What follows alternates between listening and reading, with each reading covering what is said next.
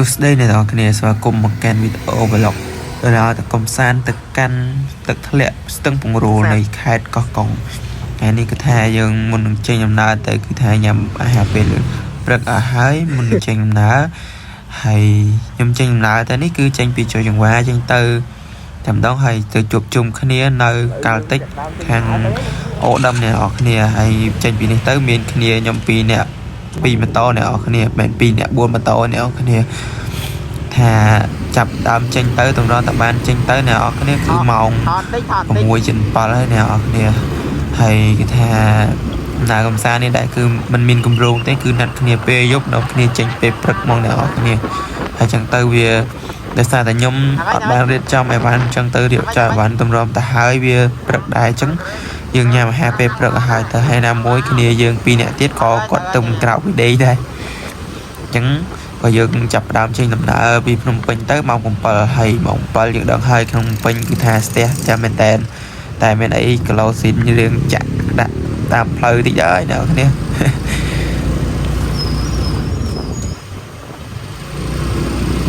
ក្រោយមកយើងក៏បានមកដល់សង្កាតិចហើយក៏បានជួបបងប្រុសហើយគាត់ស្គាល់អញ្ចឹងគាត់សួរថាយើងទៅណាមកណាអញ្ចឹងនិយាយទៅប្រជាជនស្រុកខ្មែរយើងអញ្ចឹងជួបគ្នាអ្នកដើរលេងវិស័យអ្នកដើរលេងទៅឃើញគ្នាចេះសួរនាំគ្នាអញ្ចឹងទៅហើយឥឡូវខ្ញុំបានចេញដំណើរពីកាល់តិចទៅទៀតហើយអ្នកគ្នាដោយសារមិត្តភក្តិខ្ញុំ2នាក់ទៀតគាត់ថាឲ្យចេញទៅមុនទៅហើយពួកខ្ញុំក៏បានចេញដើរដោយសារពួកគាត់ឡែតហើយគាត់មើលទៅអ្នកគ្នាមើលស្មាននេះហើយយើងនៅឡែតទេអ្នកគ្នាទៅពីពេញទៅម៉ោង 7:08 នេះអ្នកគ្នាពួកអានេះវាស្មាននឹងវាទៅមកអត់មកវាមួយទៅចោលស្លោឈាមម៉ែធ្លាក់ទៅតាមមិននឹងស្លន់អើយអាឡានធំមកវាក្រោមមកគោកតពីដៀលពួកម៉ែហើយឥឡូវយើងក៏បានមកដល់យាយម៉ៅអ្នកគ្នាផ្លូវឡើងទៅភ្នំទឹកយាយម៉ៅអ្នកគ្នាថាមកពួកខ្ញុំមានស្អីទេមកម៉ូតូសិតតែស្ពីងស្ពងដោយសារយើងទឹកបោះតង់មកយើងអត់ស្ពីងស្ពងយើងមិនកើតអីវ៉ាន់ទៅច្រើនអញ្ចឹងឯអ្នកគ្នាថាតាមផ្លូវគឺភ្លៀងលឹមរ៉ែអ្នកគ្នាជាតិមែនតើជិះម៉ូតូបដើភ្លៀងបដើជិះឆ្ងាយមិនក៏អត់ហត់ដែរអ្នកគ្នាសុបាយហ្មងចូលចិត្តតែវារៀងរោរ៉ាទេពេលជិះមានភ្លៀងអញ្ចឹងបាក់រឿងអីវ៉ាន់រឿងអីអ្នកគ្នាហើយក៏ដល់លោកយាយម៉ែក៏យើងឈប់សម្រាកមកផ្លែហើយទៅបន្តទៀតនេះទីចង្ទេរកចង្អត់ឃើញមិនអត់ចេះឲ្យឆ្មាអត់ស៊ីអត់ទៅយ៉ាងទៀតបាទដោយសារយើងនៅដល់ថ្ងៃដែរយើងក៏បានញ៉ាំបាយពេលថ្ងៃហើយឥឡូវយើងចេញពីលោកយាយម៉ែនេះហើយឥឡូវនេះម៉ោង 11:21 នាទីហើយវីដេអូនេះដែរអ្នកគ្នាខ្ញុំថតយូរឯអ្នកគ្នាឃើញមុននឹងខ្ញុំអង្គុយនៅកន្លែងហ្នឹងអីមិនតែថ្មីទេយូរហើយឥឡូវម៉ោង 11 ជាងយើងទៅដល់លោកយាយម៉ៅហើយយើងនៅឆ្ងាយដែរហើយណាមួយនេះគឺជាលើកទី1របស់ខ្ញុំហើយទៅកាន់ស្ទឹងពង្រួលអ្នកគ្នាហើយឃើញតាមទូរស័ព្ទគឺថាល្អគឺស្អាតមែនតើអ្នកគ្នាហើយកន្លែងនេះទៅសភាពកន្លែងលោកយាយម៉ៅគឺខ្ញុំចូលចិត្តណាស់អ្នកគ្នាកន្លែងហ្នឹងមកលើកណាគឺថា fresh មែនតើអ្នកគ្នាមានដើមឈើសងខាងផ្លូវហើយផ្លូវស្អាតហើយកន្លែងហ្នឹងខ្ពស់ហើយមើលទៅដាច់កតុយភ្នែកមកអ្នកគ្នាថាឃើញចឹងជាមែនតើអ្នកគ្នាទៅហើយគឺចង់ទៅទៀតទេអ្នកគ្នា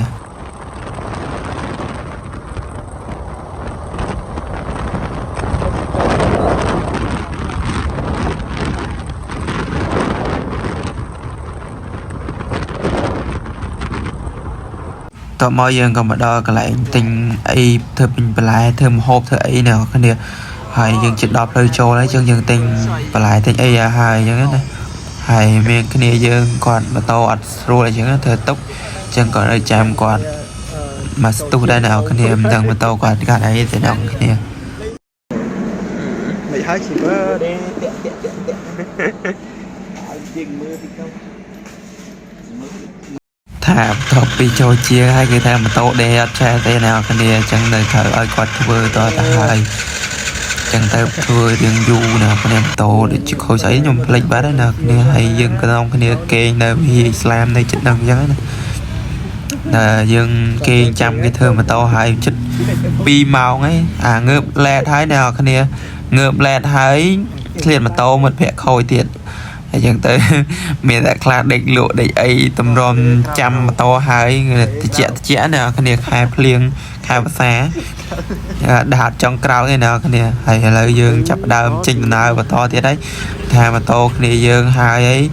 អូទៅរត់តែបានចេញម៉ោង1ម៉ោង2ឯណាគ្នា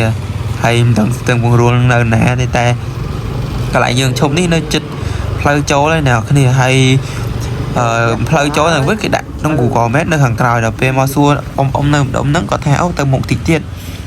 តាមពិតអញ្ចឹងណាតែពេលយើងដើរគេថាអីគេរស់នឹងមាត់ណាបើអត់សួរគេដឹងតែចប់ហើយដឹងទៅធ្លាក់នៅតាណានឹងផ្លូវបាក់យ៉ាងណាទេចឹងទៅក៏យើងបានសួរគេហើយឥឡូវយើងក៏បានដូរហ្គាសតែភ្លេចដូរហ្គាសហ្នឹងដឹងស៊ីអំបិលហើយចាំគ្នានឹងប្រាប់ហើយតែមិនជាងធ្វើអត់ហើយឥឡូវនេះយើងបានដូរហ្គាសដូរអីហើយគ្នាយើងក៏ធ្វើហើយក៏យើងចាប់ដើមចេញដំណើរទៅទៀតហើយទៅកាន់ស្ទឹងពង្រូលអ្នកនរគ្នាអើយលើកទី1ផងរករ៉ែដល់ហើយម៉ូតូខូចផងអានេះងើបឡែតផងនិយាយភ្លៀងផងគ្រប់សពហ្មងអ្នកនរគ្នាហើយនេះគឺផ្លូវចូលហ្នឹងគឺចំកន្លែងផ្លូវលបឿនលឿនអ្នកគ្នាច្រកកំពង់សេឡានៅទល់មុខគ្នានេះច្រកចូលកាន់ដល់ឥឡូវយើងដល់ផ្លូវចូលហើយអ្នកគ្នាថាដើរលេងនៅពឹងលើ Google Maps ត្រូវតែច្បាស់ដែរអ្នកគ្នាមុនទៅយើងមើលច្បាស់តែមើលអត់ច្បាស់នឹងធ្លាក់ផ្លូវពិបាកអើយមិនស្រួលធ្លាក់ផ្លូវពួកត្រៃនឹងតោកដែរថាផ្លូវនេះក៏មិនណយដែរអ្នកគ្នាផ្លូវចូលទៅខាងស្ទឹងពង្រូលនេះហើយថាយប់មិញសួរគេទៅគេថាភ្លៀងហើយអញ្ចឹងផ្លូវរៀងបែកភក់តិចហើយតែមិនអីទេអ្នកគ្នាចំណងចំណូលចិត្តពួកខ្ញុំឲ្យចូលជិះចឹងកុំឲ្យពិបាកខ្លាំងហើយក៏ពិបាកខ្លាំងអត់អីដែរសំខាន់ឃើញទេសភាពវាស្អាតនេះមើលផ្លូវសบายលេងអ្នកគ្នាចេះថាបងម៉ូតូធំអីម៉ូតូពួកត្រៃពួកអីសบายលេងហ្មងតែពួកខ្ញុំមកសង់ចង់នេះដែរហ្នឹងរេកតុយម្ដងដែរហ្នឹងតែមិនអីទេផ្លូវប៉ុណ្ណឹងសบายលេងអ្នកគ្នាមកល្មមលេងអត់ពិបាកខ្លាំង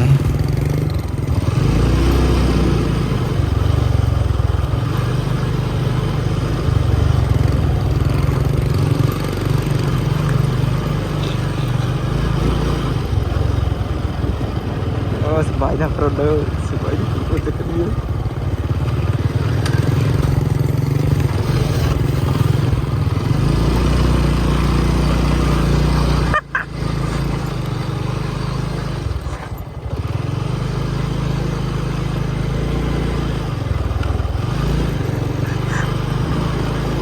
សាច់ផ្លូវ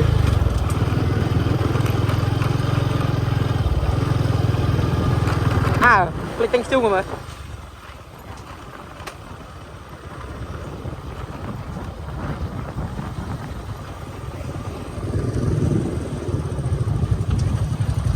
គេឈប់នៅនេះដែរតាមផ្លូវមានគេទៅច្រើនអ្នកគ្នាស្ទឹងពង្រូលអ្នកគ្នាហើយឥឡូវនឹងកំពុងតែរកទិញខ្ជុំភ្លេចទិញខ្ជុំហើយមានអីចេះស្នាងហើយនៅនឹងមានគេលក់ខ្ជុំលក់អីមានអីហ្នឹងបាល់ហើយយកទៅត្រៀមសាច់អាំងសាច់អីហើយអត់មានខ្ជុំមានតែអីមានជាតែបងទេហើយបត់ត្រឡប់ក្រោយទៅទិញខ្ជុំគេសិនអូកន្លែងអ៊ំមានគ្រប់សពហ្មងអ្នកគ្នាតែក៏មានដែរមានខ្ជុំដែរអ៊ំស្មានតែអត់តាពីមកថងមែន2 គីឡូយក2 គីឡូមក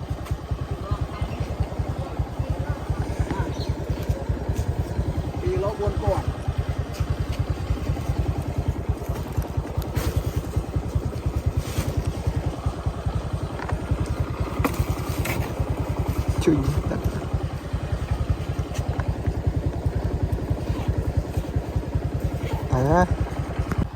ដើរពឹងនេះថតមកណាអត់មានអីអញតែឯងថាកន្លែងនេះដែលមានជាការខឹងគ្នាបាទងមួយតាឲ្យពឹងឲ្យជួយថតអត់មានអ្នកជួយថតឲ្យអញ្ចឹងមានថតខ្លួនឯងហ្នឹងឯងតែមិនដើរលេងដឹកអវ៉ាន់ច្រើនអស់ចឹងទៅចានិយាយលេងហ្នឹងមានតែដឹករឿង ច្រើនដែរហើយអ្នកគ្នាចាំមើលស្ថានភាពតាមផ្លូវមាននេះខ្ញុំមិនដឹងនិយាយទៀតមើលជាក់ស្ដែងផ្លូវវាសบายអ្នកគ្នាហើយនេះយើងមកដល់ស្ពានទី1ហើយគេដឹងស្ពានអីខ្ញុំតែដឹងដែរថាទេសភាពមែនតើអ្នកគ្នាខែវស្សាគឺទឹកច្រើនហើយផ្លូវវាសบายលេងហើយអត់សូវហុយទេអ្នកគ្នា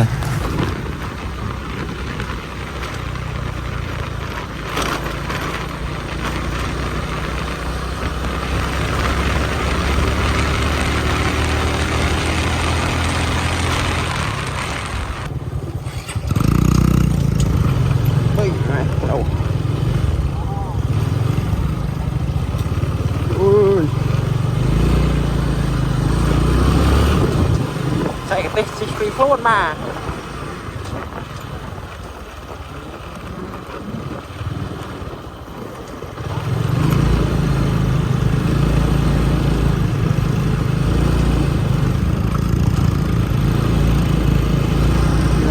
ពងតឡើងនំ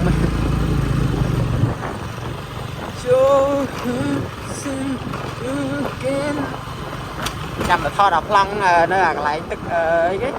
ទឹកធ្លាក់ប្លង់គេថតពីចង្ងាយ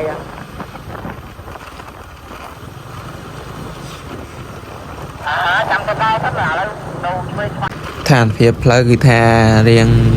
នេះដែរតែថាទឹកហូរកាត់អ្នកគ្នាហើយតាមផ្លូវហ្នឹងខ្ញុំឃើញកន្លែងចុះដើរលេងច្រើនដែរតែ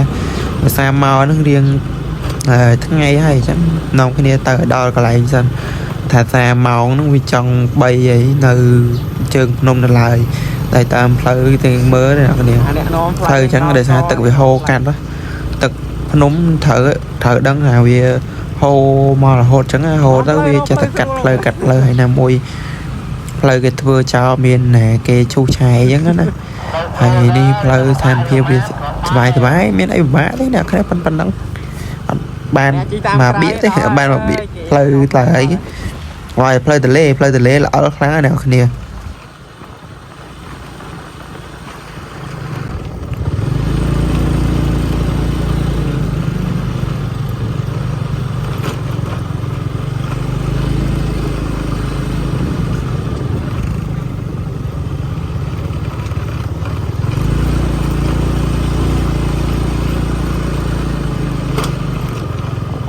នេះបាទទូរស័ព្ទណា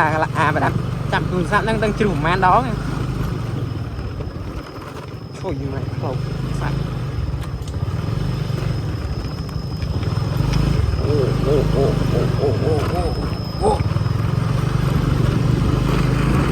ទៅស្ដីទៅដល់នេះហើយស្ដីទៅដល់ប៉ុណ្ណេះហើយស្ដីទៅ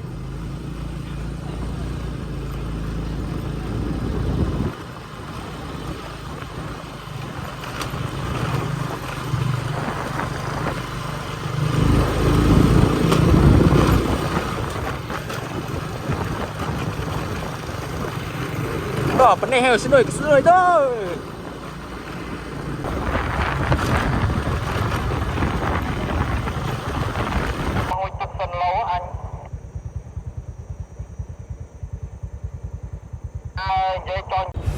ថាស្ថានភាពផ្លូវកន្លែងនេះគឺថាចោះជ្រៅមែនតើអ្នកគ្នាតែអីទេផ្លូវវាគ្រាន់តែវាចោះច្រឡងភ្នំតែមើលទៅឃើញស្អាតមែនតើអ្នកគ្នាផ្លូវកន្លែងនេះដូចនៅខាងច្រឡងអូមលូដែរអ្នកគ្នាខាងជីផាត់ថាតំណងចង់ទៅទៀតទេអ្នកគ្នាសប្បាយមែនតើអ្នកគ្នាឃើញទេសភាពចឹងអីណាគេទប់ចិត្តបានអ្នកគ្នាអើយស្អាតណាស់ទៅហើយចង់ទៅទៀតទេអ្នកគ្នាតែអត់ទាន់មានឱកាសទៅទៀតពេលណាមានឱកាសព្រោះគ្នាទៅទៀតមានគីឡូបោកធីមបើទៅ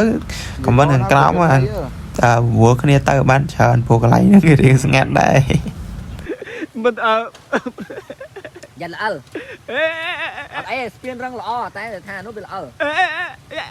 គឺថាស្ថានភាពផ្លូវគឺបែបនេះអ្នកនរគ្នាផ្លូវកន្លែងខ្លះដាច់តែមានសហគមន៍គាត់អ្នកនៅមើលថែគាត់ធ្វើផ្លូវឲ្យ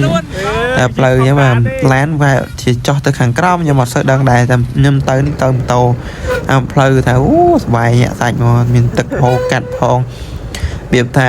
off road adventure ពេញទីហ្មងអ្នកគ្នាមូលឡើងហុយផ្សែងអ្នកគ្នា สบายนะกันเนี่ย มาบรมอ่ะ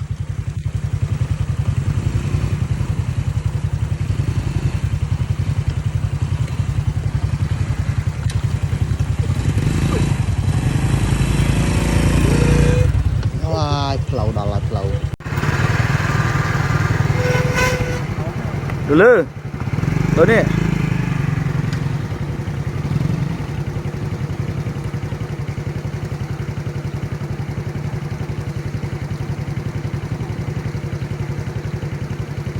สบายครั้งนะสบายครั้งนะบางคนนี่finally ឥឡូវយើងមកដល់ហើយបាទបងប្អូនអ្នកគ្នាគឺអត់មានកន្លែងបោះតង់ទេយើងមករកកន្លែងក្លុកកលៀតព្រៃអាំងសាច់ស៊ីកុំឲ្យគេទៅតាម តទៅទៅដល់យើងក៏រកកន្លែងបោះតង់ចិត្តទឹកអត់មានទេណាគ្នាដែលស្ទើរទឹកស្ទឹងធំហ្នឹងគេ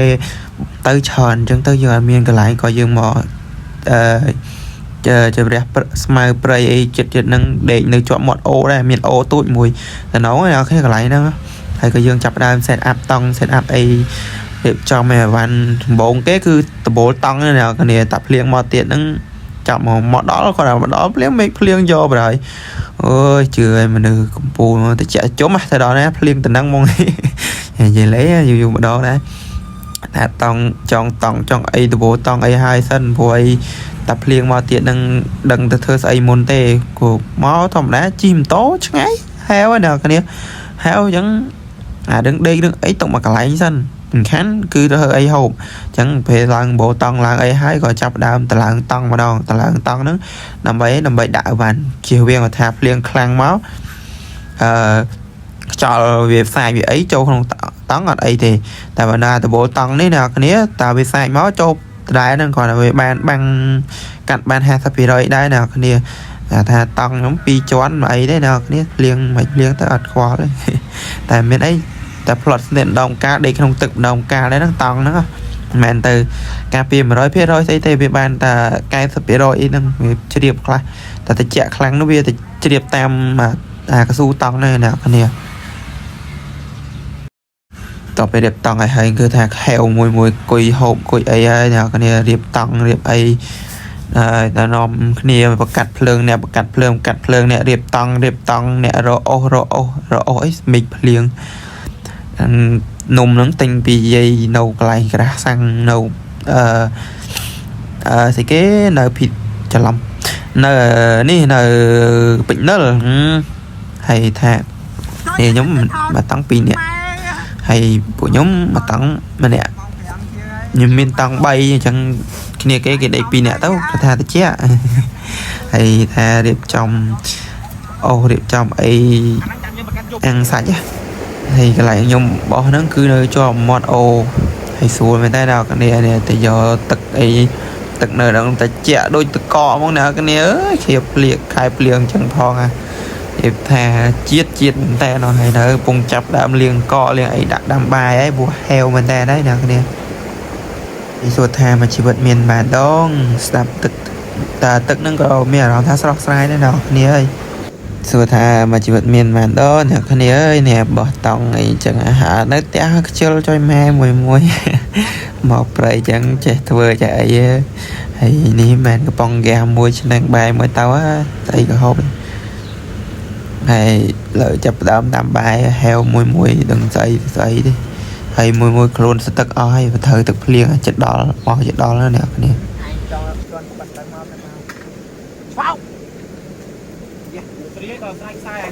ម៉ែវាប្រើឲ្យដាំម៉ែវាមិនចេះដាំទេដឹងហូចយកអស់ពីពូនវិញឯងដើរទៀត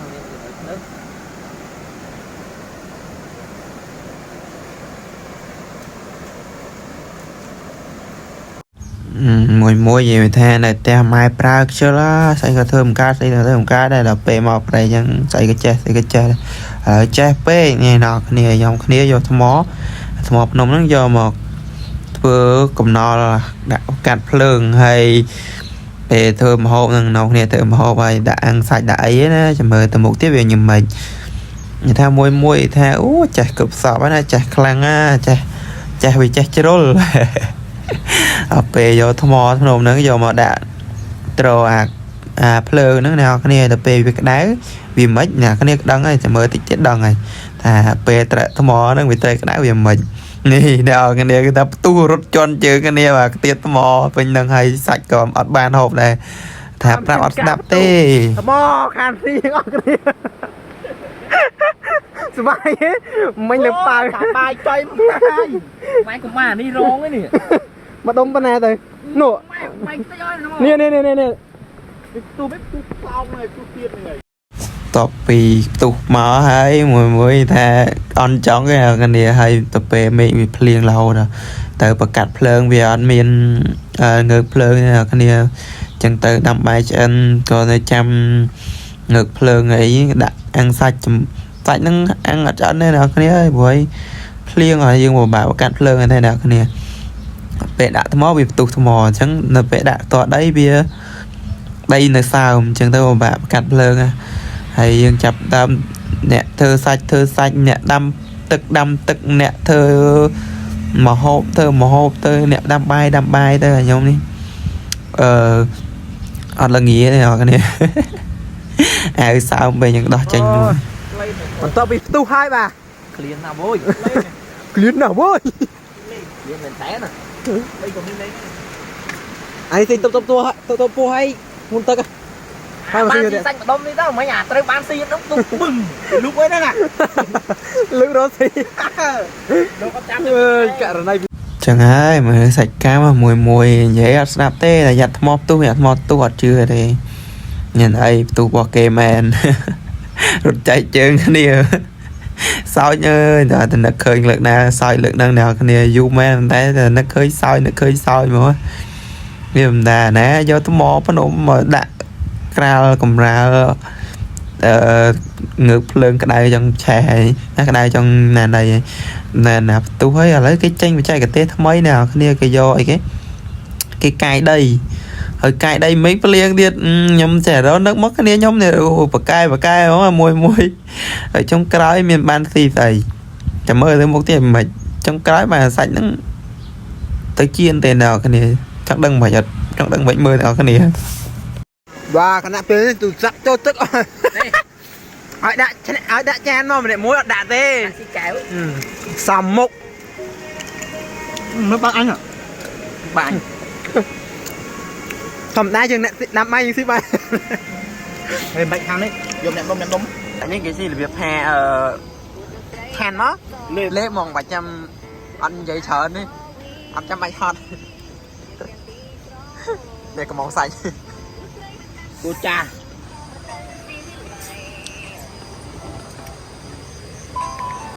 មានអីចុងក្រោយសាច់ជៀនហ្នឹងអ្នកគ្នាបើអាំងអត់ឆ្អិនផងបើមួយទៅទំពូលមនុស្សហើយ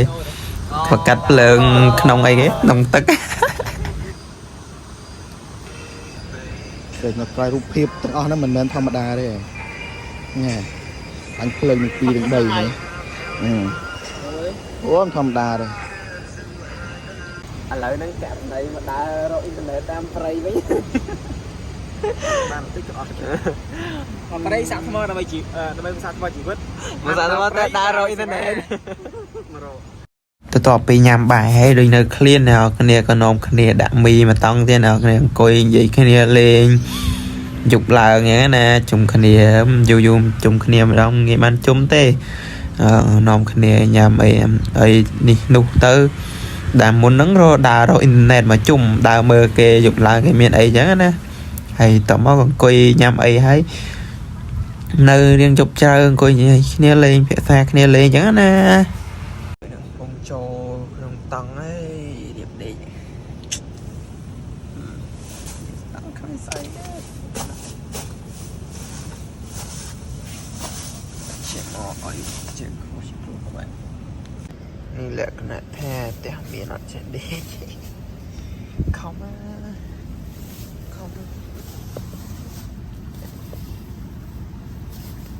ស្បែក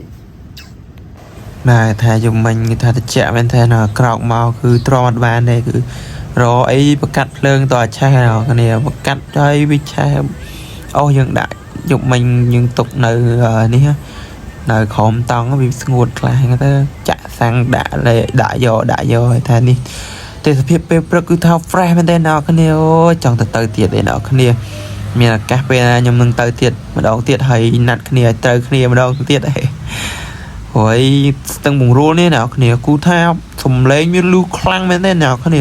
ជីគ្រាន់តែទៅចិត្តដល់គឺលឺសំឡេងយកមកហើយថាអូភ្លៀងផងអាប់នឹងវាចេញពីទឹកនឹងមកវិញណាអ្នកគ្នាដោយសារអាចំហាយទឹកហ្នឹងវាធ្លាក់ទៅខាងក្រោមវាចេញជាអាប់មកស្អាតមែនតើអ្នកគ្នា Hello, lười cao trao mười ơi học phần nó chạy trên đa lư đấy định xua rằng đi trao Grau đấy và cứ grau đâu mà đã lê đấy đấy đã riêng cũng mong muốn toàn grau đấy nè grau mà Hello Kitty này cái đã tức món bà Hello Kitty nè anh ơi cái grau mới áp ai mong pal toàn grau mùi Hello Kitty sao Hello Kitty anh chưa ơi តពីក្រៅមកនៅគ្នាចាប់ដើមញ៉ាំអាហារពេលព្រឹកគ្នាមានអីទេព្រឹកឡើងមីកំប៉ុងអាកាសធាតុជាក់ណាអ្នកគ្នាដាក់មីកំប៉ុងមួយសិនទៅចាំនិយាយគ្នាទៀតព្រួយហែវហើយយប់មិញដាក់សាច់អាំងអត់ឆ្អិនតាំងឆៅហ្នឹងហើយអ្នកគ្នាញ៉ាំបដាស្ដាប់សំឡេងទឹកបដាអូទឹកជ្រោះទឹកត្រជាក់មែនទេអ្នកគ្នាញ៉ាំអីហើយក៏ទីចង់ងូតទឹកហ្នឹងហើយនិយាយគ្នាហើយថាណែគេអត់ងូតមានរឿងអីភ្លៀងរហូតហ្មងណាគ្នាភ្លៀងមានដាច់ក្របភ្លៀងលឹមតិចមកភ្លៀងខ្លាំងវិញភ្លៀងហើយលឹមហើយភ្លៀងថាជាក់ជុំមកមើលឲ្យស្ដាប់សលេងទឹកភ្លៀងសលេងទឹកហូរទឹកអូហូរហើយនេះទេសភាពបែបនេះមកជីវិតមានប៉ុន្មានដល់អ្នកគ្នាហើយបើថាបន្ទាប់ពីភ្លៀងហើយគឺចេញអាប់បែបនេះអ្នកគ្នាអើយហើយពួកយើងក៏នៅគ្នាដើរមកលេងខាងស្ទឹងពង្រួលណាកន្លែងស្ទឹងមើលទឹកមើលអីថាជ្រៅមែនតើអ្នកគ្នាហើយទឹកហូរខ្លាំងណាលេងអត់កើតទេអានេះបាទគេហ៊ានលេងទឹកចឹងអីមកហើយវាជ្រៅធ្លាក់ទៅជ្រៅនោះអ្នកគ្នាទឹកនោះវាធ្វើបង្កើតបានជាអាប់ណាអ្នកគ្នាមើលទៅតំណងមែនតើហើយស្ដាប់សលេងទឹកគឺថាលឺខ្លាំងមែនតើអ្នកគ្នាអូយថាបានអង្គុយប៉ុណ្ណឹងឯង fresh លឺតែសលេងទឹកហ្នឹងទៅចិត្តហ្នឹងក៏ចំហាយទឹកដែរគេថា fresh យកតែមែនតែនហ្មងអ្នកគ្នាបានទៅហើយគឺថាជាប់ចិត្តខ្ញុំទៅបាន2ដងអ្នកគ្នាខ្ញុំទៅលើក្រោយគឺខ្ញុំទៅម្ដងទៀតតែខ្ញុំទៅហ្នឹងខ្ញុំទៅលេងតែទឹកហើយខ្ញុំជិះទៅស្ទឹងពពកវិញអ្នកគ្នាបន្ទាប់ពីហ្នឹងមកក៏យើងចាប់ផ្ដើមរៀបចំឲ្យបានរើសសម្រាមឬអីហើយអ្នកគ្នាពេលទៅដើរលេងកុំ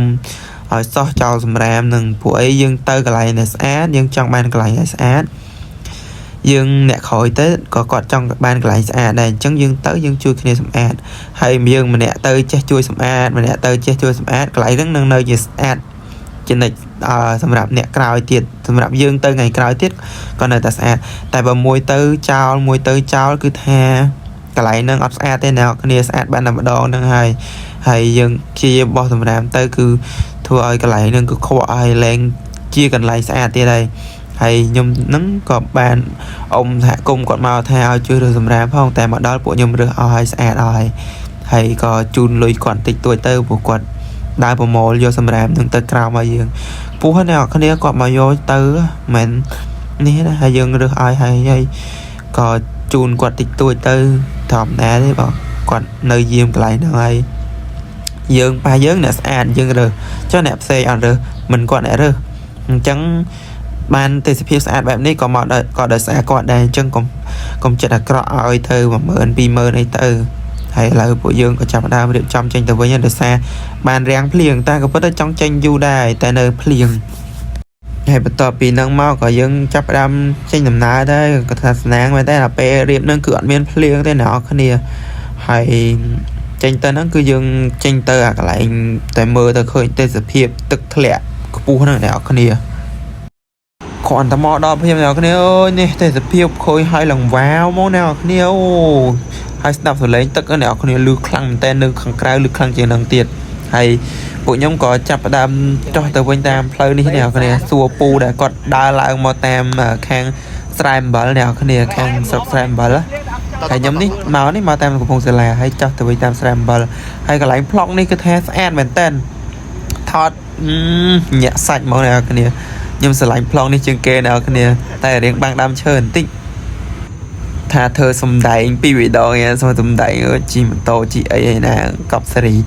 យាយទៅវាបាំងដើមឈើប៉ុន្តែយើងកុំកាប់ទេមើលនឹងភ្នែកវាខូចស្អាតណាស់អ្នកគ្នាបើខ្ញុំនិយាយអត់ទៅស្អាតទេបើថាទៅឃើញផ្ទាល់ស្អាតមែនតើហើយពួកខ្ញុំក៏នាំគ្នាចុះទៅវិញតាមផ្លូវផ្សេងអត់បានចុះទៅតាមផ្លូវស្រួលទេថាពូក៏ថាមិនអីទេស្រួលដែរមិនបាក់ដែរមានណាណេះចើនិយាយទៅកៀងមកផ្លូវគ្រាន់តែចេញផុត2ម៉ោងអ្នកនរគ្នាដីតែ30ម៉ែត្រទេតម្រាំចេញផុត2ម៉ោងអ្នកនរគ្នាហើយថាតម្រាំចេញផុតនេះថ្ងៃត្រង់បាត់ហើយអ្នកនរគ្នានៅយើងចេញទៅវិញតាមស្ពានស្រែអំបិលអ្នកនរគ្នាអានេះគឺផ្លូវមកខាងស្រែអំបិលនេះចេញតាមហ្នឹងកន្លែងស្ពានស្រែអំបិលស្ពានទី1អ្នកនរគ្នាហើយចប់ពីហ្នឹងមកក៏យើងចាប់ផ្ដើមថាម្ងហ្នឹងថាទៅឆ្នេរនេសាទតែទៅពេលទៅឆ្នេរនេសាទអាអ្នកនាំផ្លូវខ្ពស់មិនណាដាក់ដល់នេះកំពង់សោមមែនអ្នកគ្នាជីវិតផ្លែគ្នាខ្ញុំចេះរត់ហ្នឹងថ្មីរហូតដល់កំពង់សោមសទៅធ្វើអីអ្នកគ្នាជិះមកដល់កំពង់សោមជិះស្វាមើលមកជុំអីចឹងទៅនាំគ្នាទៅអង្គុយញ៉ាំគ្រឿងសមុទ្រអីហើយពួកវាទៅញ៉ាំមីចិនមីអីខ្ញុំមកសមុទ្រខ្ញុំញ៉ាំគ្រឿងសមុទ្រនេះមើលគឺមើលសមុទ្រអីចឹងណាដាក់ម្នាក់20000ហ្នឹងមើលទឹកសមុទ្រហើយសាច់គោសល់អីហ្នឹងដាក់ទៅហើយមានអីចុងក្រោយប្លុកហ្នឹងបញ្ចប់តែប៉ុណ្ណឹងឯអ្នកគ្នាជួបគ្នានៅវីដេអូក្រោយអរគុណ